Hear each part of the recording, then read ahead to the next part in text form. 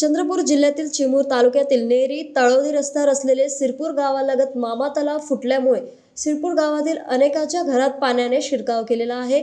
मामा तलाव फुटल्यामुळे सुमारे 25 ते 30 घरात पाणी शिरल्याची घटना घडली आहे।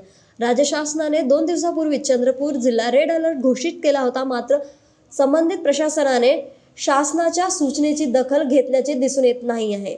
चिमूर तालुक्यातील समाजसेवक रुग्णसेवक प्रवीण वाघे यांनी प्रशासनाच्या कार्यावर प्रतिक्रिया दिली आहे। न्यूज एक्सप्रेस साठी मिथुन मेश्रामची बातमी। चिमूर तालुक्यातील सिरपूर या गावामध्ये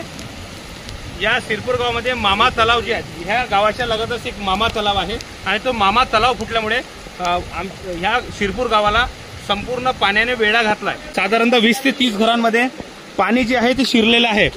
तहसीलदार असेल, एसडीओ असेल किंवा कुठलेही प्रशासन आतापर्यंत कुठे आलं नाही। या माध्यमातून आम्ही विनंती करतो आहे की चिमूरचे तहसीलदार असेल, एसडीओ असेल किंवा प्रशासन यांनी तात्काळ या गावामध्ये भेट देऊन काहीतरी उपाययोजना कराव्यात। ह्या गावाची साधारणतः लोकसंख्या आहे 3 ते 4 हजार लोकसंख्या।